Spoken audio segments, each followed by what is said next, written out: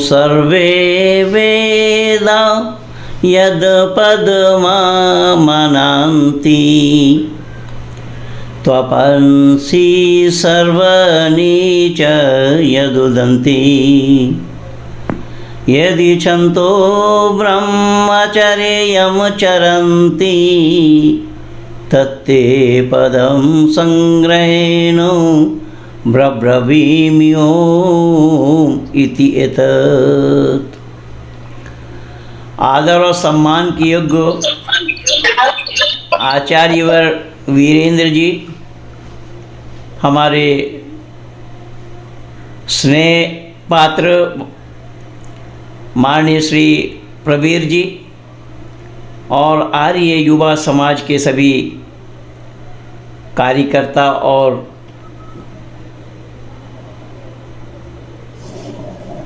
युवाजन, इस कार्यक्रम में सम्मिलित सभी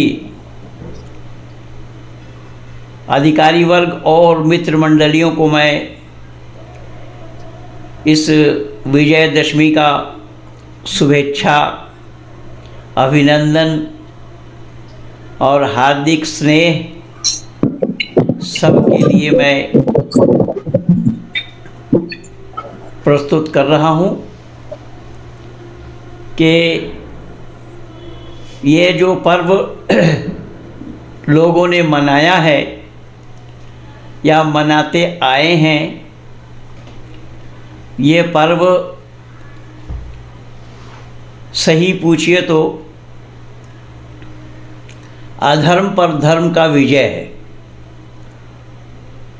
लोगों ने इसको जानने का प्रयास नहीं किया, जाना तो नहीं पर समझने का भी प्रयास नहीं किया। ये सच्चाई क्या है? उदाहरण के रूप में हम दुर्गा को अगर ईश्वर मानते हैं तो कोई अतिशयोक्ति या गलती नहीं है। वेद मुक़द्दस में परमात्मा का उपदेश है, त्वम हिना पिता वसो त्वम माता शतकृत बहुविधा आधाते सुमनमी महे। अर्थात परमपिता परमात्मा को माता पिता बंधु सखा कहा गया है। तो उसी आधार पर हम अगर दुर्गा को माँ मानते हैं परमात्मा के लिए, तो इसमें कोई गलती नहीं है, कोई अतिशयोक्ति भी नहीं है, कोई दोष भी नहीं है। किंतु इसका भाव क्या है, उद्देश्य क्या है, उसे इन पूजा करने वालों को पता नहीं लग पाया। ऋषिवर देव दयानंद ने इन्हीं बातों को जनता जनार्दनों के बीच में रखा है कि ऐ दुनिया के लोगों, परमात्मा मानने का काम नहीं है अपितु जानने का विषय है। परमात्मा को हम मानने से पहले सही ढंग से जान लें कि कौन है वह परमात्मा। ऋषि दयानंद इन्हीं बातों को सामने रखते हुए परमात्मा के गुणों का वर्णन किया है, और केवल गुणों का ही नहीं अपितु ऋषिवर देव दयानंद की यह मान्यता रही है, जो हम आर्यजन नित्य प्रति दोनों समय यज्ञ करते हैं और यज्ञ करने से पहले ईश्वर प्रार्थना उपासना स्तुति के 8 मंत्र को दोहराते हैं। ऋषिवर देव दयानंद ने इन 8 मंत्रों को 3 हिस्सों में बांटा है। वहाँ माननीय वकील साहब को नमस्ते। देवेंद्र हमारे देवाशीष दिखा रहे हैं, अंकल जी जुड़ गए हैं। ऋषिवर देव दयानंद ने स्तुति को बहुत सुंदर ढंग से समझाने का प्रयास किया है कि परमात्मा की स्तुति क्या है। और इस स्तुति में ऋषि ने मंत्र 8 को रखा है। 8 मंत्र को उन्होंने दर्शाया है इन 8 मंत्रों को 3 भागों में बांटा है ऋषि ने। ईश्वर की स्तुति है, प्रार्थना है उसके पास, और उपासना भी है। स्तुति शब्द का अर्थ प्रायः लोग लेते हैं या करते हैं, जो हिंदी साहित्य में भी मास्टर डिग्री प्राप्त करने वालों को मैंने देखा और सुना कि स्तुति का अर्थ प्रशंसा करते हैं, कि स्तुति के माने प्रशंसा है। पर यह मान्यता ऋषिवर देव दयानंद की नहीं है। ऋषिवर देव दयानंद ने स्तुति का अर्थ बताया है, स्तुति के मानी है जो गुण जिनमें है उन गुणों का वर्णन करने का नाम स्तुति है। अर्थात परमात्मा में जो गुण है उन गुणों का बखान करना, उन गुणों का वर्णन करना ही उसकी स्तुति है। केवल इतना ही नहीं, ऋषि की मान्यता ये भी है कि एक परमात्मा को छोड़कर और किसी की भी स्तुति नहीं होती और ना करनी चाहिए। केवल इतना ही नहीं, एक शब्द और भी जोड़ा गया कि एक परमात्मा को छोड़कर और किसी की भी स्तुति नहीं होती, न करनी चाहिए, और स्तुति करने का सौभाग्य केवल और केवल हम मानव कहलाने वालों को ही प्राप्त हुआ है। मानव को छोड़कर जितने भी योनि हैं इस विश्व के आंगन में, एक मानव को छोड़ करके परमात्मा की स्तुति करने का सौभाग्य किसी को भी प्राप्त नहीं हुआ। किंतु जो मानव कहलाकर भी परमात्मा की स्तुति नहीं करते हैं, तो दावा के साथ ये मैं कहूँगा कि वह मानव कहलाने के अधिकारी ही नहीं है। क्योंकि हर एक की पहचान होती है, हर एक का गुण होता है। वस्तु को देख करके उसके गुणों का आभास हो जाना, गुणों को जान लेना। ऋषिवर देव दयानंद इन्हीं बातों को सामने रखते हुए दुनिया वालों के सामने ये बतला रहे हैं कि दुनिया के लोगों, परमपिता परमात्मा की असीम अनुकंपा है कि हम मानव योनि को प्राप्त किए।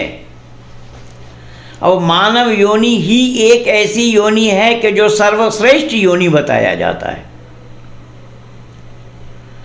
तो मानव योनि ही अगर सर्वश्रेष्ठ है तो हमारी श्रेष्ठता कहाँ है, किस बात पर है?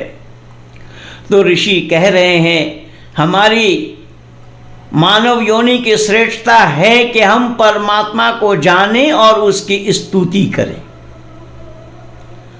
अगर यह मानव कहला करके परमात्मा को जानता नहीं, परमात्मा की स्तुति नहीं करता है, तो वह मानव कहलाने के हकदार और अधिकारी नहीं है।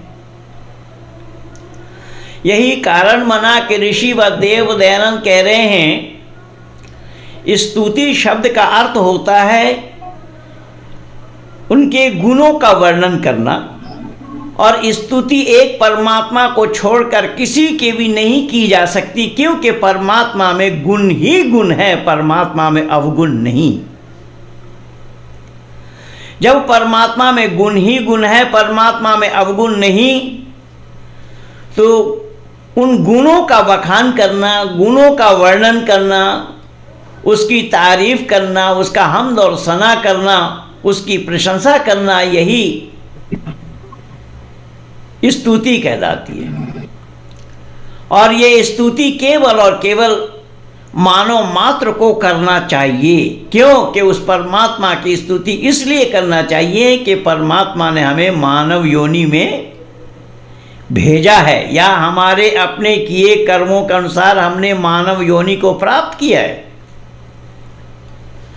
अब इस मानव योनि को प्राप्त करने के बावजूद भी देखेंगे बहुत से लोग ऐसे हैं जो अपाहिज हैं, बहुत से लोग हैं बोल नहीं सकते, बहुत से लोग हैं देख नहीं सकते, सुन नहीं सकते, कई दोष लोगों में है, लेकिन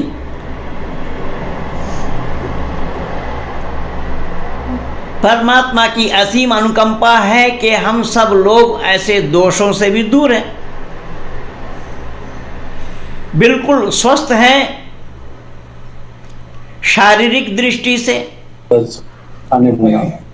कोई कमी नहीं है। इसलिए हमारे ऊपर दायित्व बन जाता है, कर्तव्य बन जाता है कि परमपिता परमात्मा की स्तुति करें, परमात्मा की प्रशंसा। यही कारण बना कि उस परमात्मा को हमने पिता भी कहा और माता भी कहा। लेकिन दुनिया वालों ने इस सच्चाई को जानने का प्रयास नहीं किया कि माता दुर्गा एक महिला है, जिन महिला के 10 हाथ हैं। कुछ हिंदी भाषी इलाकों में 8 हाथ वाली दुर्गा बनाते हैं लोग, लेकिन ऋषि बंकिम चंद्र चट्टोपाध्याय ने आनंद मठ में लिखा है, माँ दुर्गा तुम 10 हाथ धारिणी। जो वंदे मातरम वाला गीत है, उस वंदे मातरम वाला गीत के 5वें पद में यह शब्द उन्होंने जोड़ा है, अर्थात माँ दुर्गा तुम्ही 10 हाथ धारिणी, तुम्ही 10 हाथ धारण करने वाली। तो ऋषि का जो मंतव्य है इसमें, ऋषि के जो उद्देश्य हैं कि किसी महिला का हाथ 10 नहीं होता। बोले 10 का तात्पर्य क्या है उसे जानना होगा कि 2 हाथ ब्राह्मणों का, 2 हाथ क्षत्रियों का, 2 हाथ वैश्यों का, 2 हाथ शूद्रों का और 2 हाथ महिलाओं का। इन 5 को इकट्ठा करेंगे तो 5 के हाथ 10 होंगे। और माँ दुर्गा 10 हाथ वाली जो है वो कहाँ बैठी है? सिंह पर, लायन पर। और सिंह के लिए कहा जाता है कि वो पशुओं का राजा है। तो पशुओं के राजा को अपने वश में करने के लिए अपने पास उससे ज़्यादा शक्ति होनी चाहिए। शक्ति के बगैर उस पशुओं के राजा पर अपना आसन लगाना संभव नहीं होगा। इसलिए माँ दुर्गा कह रही हैं कि ये ब्राह्मण, क्षत्रिय, वैश्य और शूद्र और मातृशक्ति आप सब एकत्रित हो जाओ, जिसमें हम लोग जब यज्ञ करते हैं और यो जो आचमन और अंग स्पर्श वाला मंत्र है, मैं एक दिन थोड़ा संकेत किया भी था कि उसी में ही ये संगठन है। और ये हम सब सौभाग्यशाली इसलिए भी हैं कि उड़ीसा युवा आर्य समाज के माध्यम से, युवा संगठन के माध्यम से माननीय आचार्यवर माऊ वीरेंद्र जी अपने युवाजनों को एकत्रीकरण करते हुए उन्होंने जो युवाओं को दिशा निर्देश दिया है, नित्य प्रति इसी परमात्मा के साथ लौ लगाने के लिए वेद उपदेश, ईश्वर की जानकारी, वैदिक संतति क्या है, वैदिक संपदा क्या है, युवाओं के दिल में भर रहे हैं। इसलिए वाकई में माननीय पंडा जी साधुवाद और धन्यवाद के पात्र हैं। परमपिता परमात्मा का ये उपदेश है कि अगर आपकी एकत्रीकरण हो जाए तो आप शक्तिशाली बनेंगे। लेकिन उसी परमात्मा को लोगों ने समझने का प्रयास नहीं किया और 9-10 दिन तक माँ माँ चिल्ला करके उसको पानी में डुबोने में संकोच नहीं करेंगे। अरे भाई, जिनके अंदर में तुमने प्राण डाली है, प्राण प्रतिष्ठा किया है,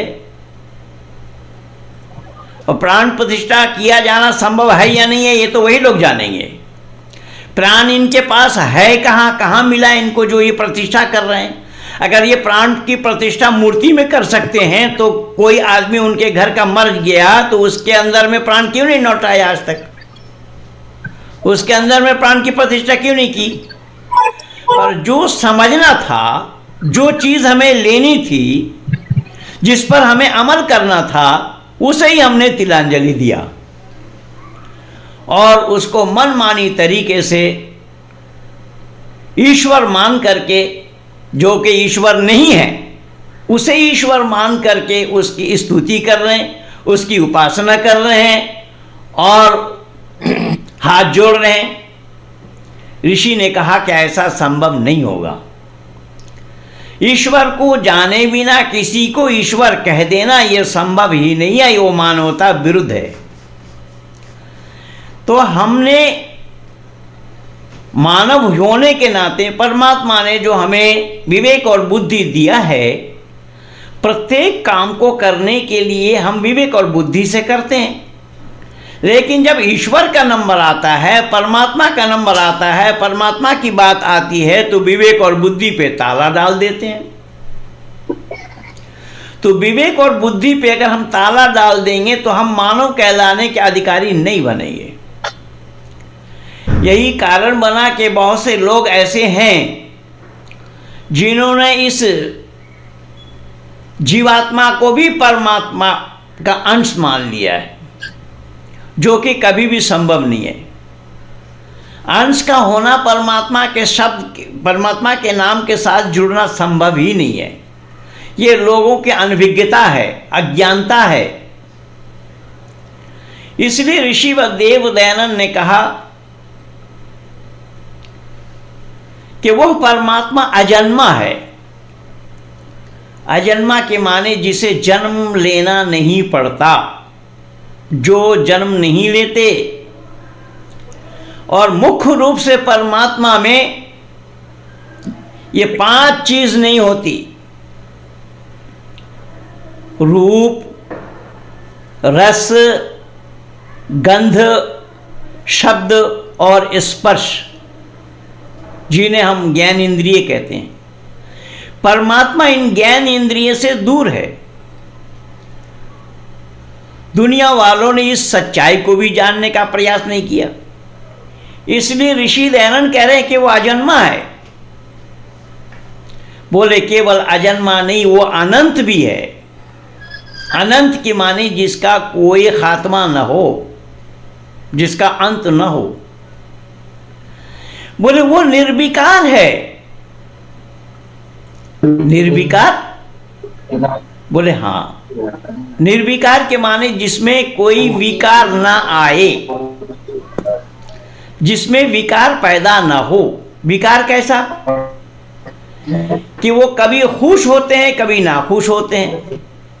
कई बार लोग परमात्मा की इच्छा बता देते हैं कि परमात्मा की इच्छा है। अगर परमात्मा की इच्छा होगी तो परमात्मा को अनिच्छा भी करना पड़ेगा। ऋषि कह रहे हैं कि वो निर्विकार है। बोले केवल निर्विकार ही नहीं है, वो अनादि हैं, जिसका कोई प्रारंभिक काल नहीं है, जिसकी कोई आदि नहीं है।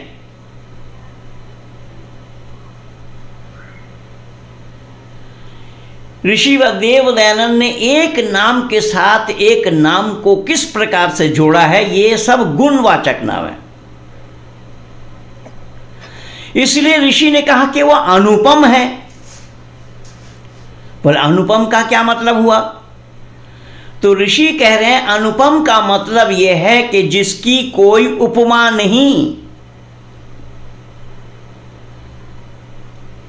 परमात्मा अनुपम है, उस परमात्मा के साथ किसी और की उपमा दिया जाना संभव नहीं है। और यहां दुनिया में क्या कह रहे हैं लोग? बोले ईश्वर अल्लाह तेरो राम। बोले जो अल्लाह है वही राम है।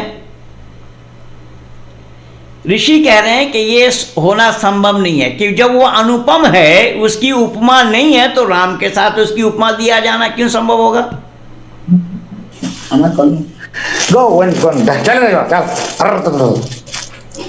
बोले केवल इतना ही नहीं कि राम के साथ अगर परमात्मा की उपमा दी भी जाए, लेकिन राम क्या है और परमात्मा क्या है इसको आप जब जानेंगे तब उपमा दिया जाना संभव नहीं होगा।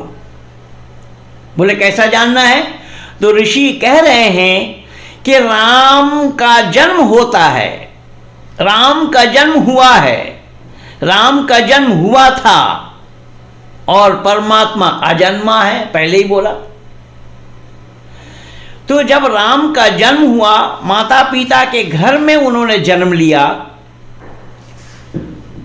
और भाइयों के साथ जन्म लिया,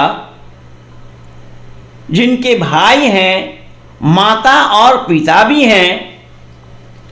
केवल माता पिता और भाई नहीं, राम के पत्नी भी हैं राम की, जिनको माता सीता के नाम से हम लोग जानते हैं। बोले केवल राम की पत्नी नहीं, राम के ससुर जी भी हैं, राजा जनक। बोले केवल राजा जनक राम के ससुर ही नहीं, नेपाल देश मर्यादा पुरुषोत्तम राम के ससुराल हैं। लेकिन परमात्मा के साथ ये सब जुड़ना संभव ही नहीं है, इसलिए परमात्मा को अजन्मा कह दिया। और अनुपम इसी आधार पर है कि उसकी कोई उपमा नहीं, किसी के साथ उसका उपमा दिया जाना संभव नहीं होगा।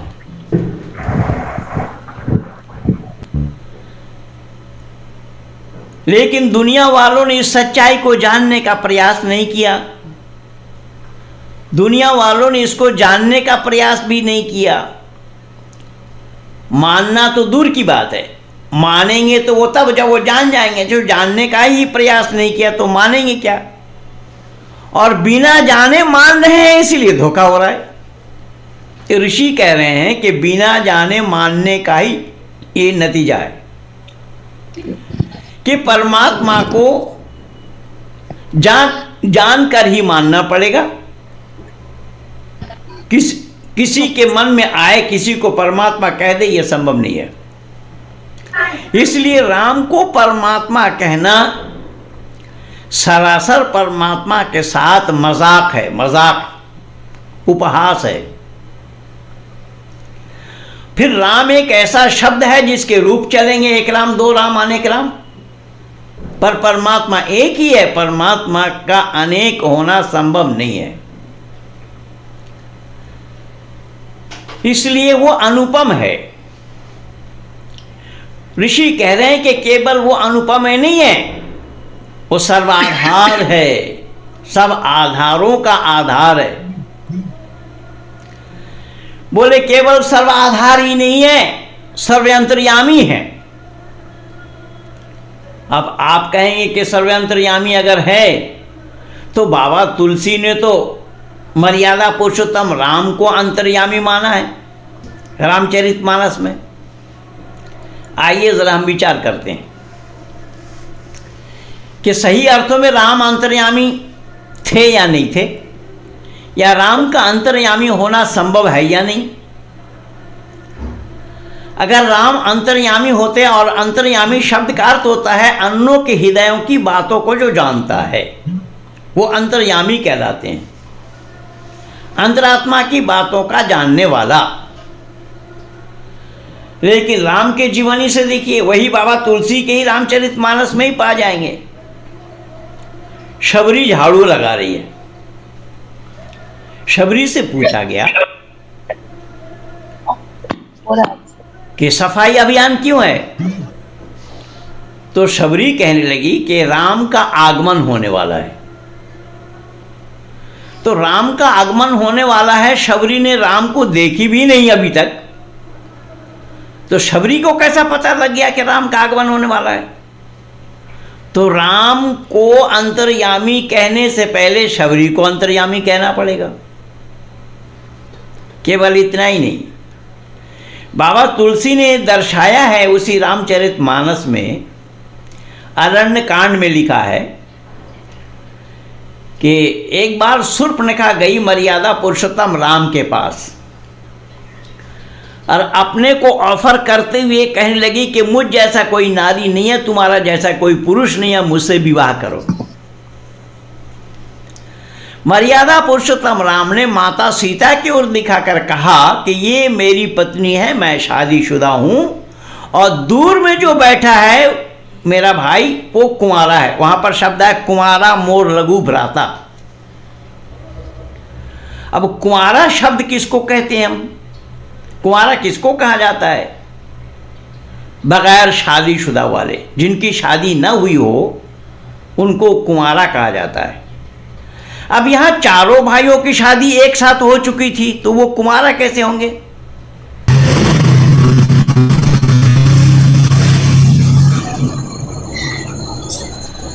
तो रामचरितमानस की ये बात सच क्यों मानी जाए?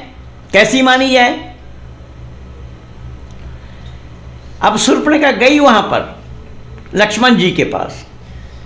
अपने को ऑफर करने से पहले लक्ष्मण जी ने उनको मां कह के संबोधित किया। आज शूर्पणखा पूछ रही है, मैं पराया देश की रहने वाली नारी, तू जंगल में रहने वाला पुरुष, मैं मां कैसी लगी? तो शूर्पणखा ने जवाब दिया, ये लक्ष्मण जी ने जवाब दिया कि जब तू विवाह के उद्देश्य से मेरे बड़े भाई के पास गई थी तो बड़े भाई के पत्नी मां के बराबर है। लेकिन मेरा सवाल है कि राम और शूर्पणखा जिस समय बात कर रहे थे तो लक्ष्मण जी तो दूर में बैठे थे, लक्ष्मण जी को कैसे पता लगा कि ये मेरे बड़े भाई के साथ विवाह करने के लिए आई है? तो राम अंतर्यामी होंगे या लक्ष्मण जी अंतर्यामी होंगे? पहली बात। दूसरी बात यह है कि लक्ष्मण जी कह रहे हैं कि बड़े भाई की पत्नी मां के बराबर है। बिल्कुल ठीक है, बड़े भाई के पत्नी मां के बराबर है, तो क्या मर्यादा पुरुषोत्तम राम ने शूर्पणखा से शादी कर ली थी, विवाह किया था? जब विवाह किया ही नहीं तो बड़े भाई के पत्नी कहना ये सही है या गलत? मर्यादा पुरुषोत्तम राम पर दोष लगाया जा रहा है या नहीं? इसलिए ऋषि व देव दयानंद ने बड़े ही सावधानी के साथ दुनिया वालों को कहा कि दुनिया के लोगों, अपने मनमानी ढंग से किसी को भी ईश्वर मत कहना, ईश्वर मत जानना, ईश्वर मत समझना। कि जो ईश्वर नहीं है उसको अगर ईश्वर समझोगे तो ईश्वर की प्राप्ति संभव नहीं है। ईश्वर की प्राप्ति के लिए ईश्वर का जानना जरूरी है। जैसा अभी सब हम लोग जुड़े नहीं थे, माए भाई प्रवीण जी को पहले फ़ोन किया कि हम सिस्टम में आ गए हैं। इन्होंने कहा पंडित जी अभी 7:30 बजे हम प्रारंभ करते हैं। तो अब ये ऐप का पता ना लगता होता, आईडी लोगों को ना दिया गया होता, लिंक इन लोगों को ना बताया गया होता, तो यहाँ जुड़ना संभव था? बिल्कुल नहीं। तो इसका मतलब क्या हुआ? इसका मतलब ये हुआ कि हम बिना जाने जुड़ नहीं सकते। तो प्रत्येक काम को करने के लिए उस काम को जानना पड़ेगा। तो जब हम जिसको ईश्वर कह रहे हैं, ईश्वर मान रहे हैं, क्या ईश्वर को जानना नहीं पड़ेगा? इसलिए ऋषि व देव दयानंद ने कहा कि ईश्वर जानने का काम है, मानने का नहीं। अरे भाई, जानोगे पहले तब मानोगे। जान करके ही मानना मानवता है। बिना जाने किसी को ईश्वर कह देना यह खतरा से खाली नहीं है। जैसा कि रस्सी को या सांप को कोई रस्सी मान ले, सांप को कोई रस्सी मान ले और पकड़ ले तो सांप के काटने से वो बच पाएंगे क्या? तो जानना पड़ेगा या नहीं कि ये सांप है या रस्सी है? ये तो जानने का काम है। तो जब हम दुनिया में चलते फिरते हैं, दुनियादारी में कोई काम करते हैं तो उसको जान करके करते हैं, लेकिन ईश्वर का नंबर जब आता है तो दिमाग में ताला डाल देते हैं। हम दिमाग से सोचने का, समझने का, विचार करने की ताकत को भी परे कर देते हैं और अपने मनमानी ढंग से ईश्वर मान लेते हैं। भले जो ईश्वर है उसको मानो ना ईश्वर, जो ईश्वर नहीं है उसको ईश्वर मानना क्यों संभव होगा? कैसे संभव होगा? समय सूचना दियो। इसलिए मैं निवेदन कर रहा हूं ऋषि व देव दयानंद ने बड़े सावधानी के साथ दुनिया वालों के सामने इन बातों को उठा कर रखा है। क्या है, दुनिया के लोगों, ये तो हमारा सौभाग्य है कि हम मानव योनि को प्राप्त किए हैं, और मानव योनि को प्राप्त करने के कारण ही ईश्वर का जानना ये मानव का काम है। मानव को छोड़ करके ईश्वर को कोई और जान नहीं सकता। लेकिन मानव के लिए दुर्भाग्य तब है जब मानव कहला कर भी ईश्वर को जानने का प्रयास नहीं करेगा, और जो ईश्वर नहीं है उसको ईश्वर मानेंगे तो धोखा होगा। जैसे सांप को रस्सी मानना, जैसे सांप को रस्सी मानना धोखा है, ठीक उसी तरीके से जो ईश्वर नहीं है उसको ईश्वर मानना धोखा हो जाएगा।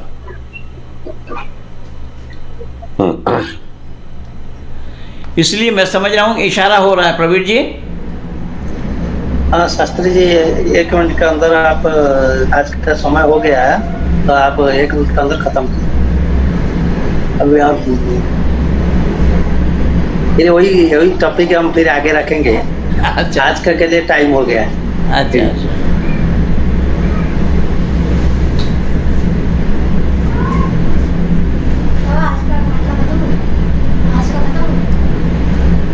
बीच में कटता है ना, इनका कट गया है। ठीक है, बोलिए, आपका आवाज सुन रहा है। जी जी जी।